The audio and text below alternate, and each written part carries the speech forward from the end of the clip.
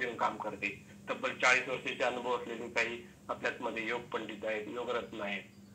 त्यांच्या माध्यमातून आपण जे सेशन देतो योगाचे विनामूल्य आहे. तर ह्याचा आपण उपयोग करून जर आपल्याला तणावमुक्त आयुष्य करू शकलो तर बरेच लाईफस्टाईल डिसीज आहेत ते बीपी यादी थांबू शकतात. तर आपल्याला सेकंड कारण बघायचं आहे डाएट.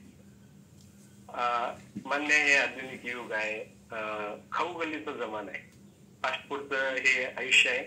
बरेच जण बाहेरचं म्हणजे लोक आता सध्या कामाच्या म्हणजे वेळ नसेल तर बाहेरचं खाल्लं जातं. त्याच्यामुळे हे लाईफस्टाईल डिसीज वाढत आहे.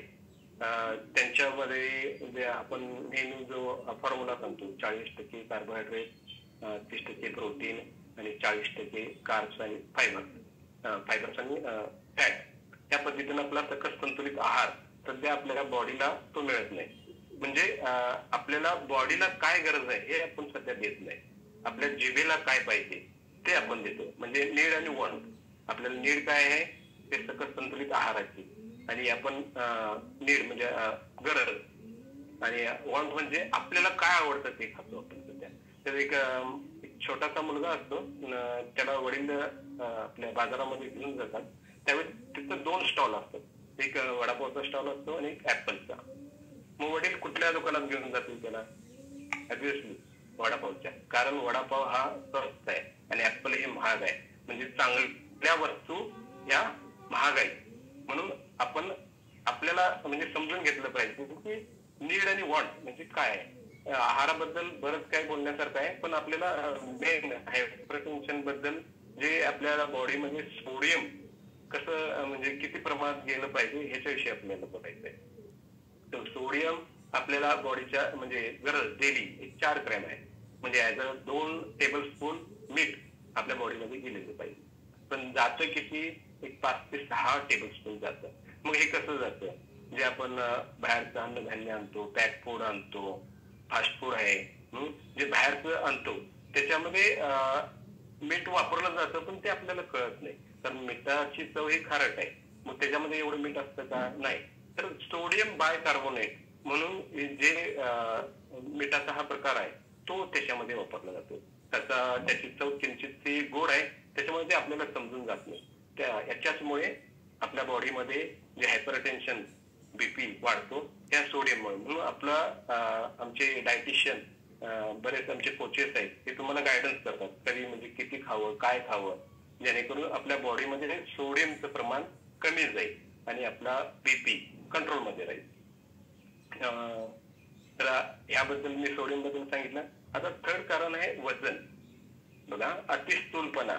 मगाशीच बोलले 50% 2045 मध्ये 50% इंडियन हे अतिस्थूल होतील. आणि सध्या आपण जगात टॉपला अतिस्थूल मध्ये आहे. ऍक्च्युली अतिस्थूलपणा मला म्हणजे काही जण म्हणतील की मी बारीक आहे तरी मला बीपीचा त्रास आहे. तर ऍक्च्युली तो विसरल फॅट म्हणजे पोटावरची चरबी बारीक लोकांच्या मध्ये जरी दिसत नसतील तरी ते पोटावरची चरबी जास्त असल्यामुळे त्यांचा बीपीचा त्रास होतो.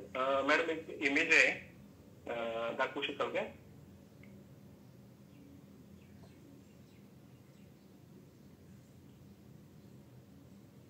हा बघा, ही नॉर्मल रक्तवाहिनी आहे आणि ही आपलं म्हणजे फॅट आणि हेल्दी फॅट जे साचलेलं आहे त्याच्यामुळे रक्तवाहिनी कशी बनते. आतल्या साईडला ती फॅट म्हणजे साचलेलं आहे आणि इथून नॉर्मलची रक्तवाहिनी ती क्लिअर आहे.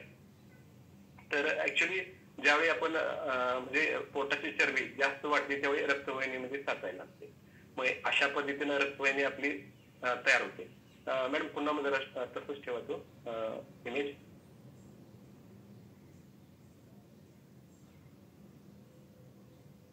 ज्यावेळी पोटाची चरबी वाढते त्यावेळी रक्तवाहिनीमध्ये असं फॅट साचायला लागतं.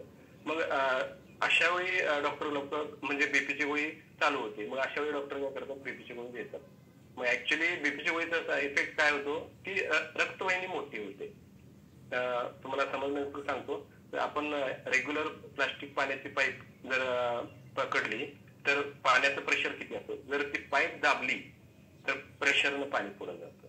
ह्याच पद्धतीनं आज ज्यावेळी फॅट्स असतं त्यावेळी रक्त प्रेशरनं गेलं जातं, त्याच्यामुळे आपला बीपी वाढतो. मग अशा वेळी डॉक्टर बीपीची गोळी चालू करतात. त्या बीपीच्या गोळीमुळे तुमची वेसल मोठी होते, पण आतला कचरा काढला जातो.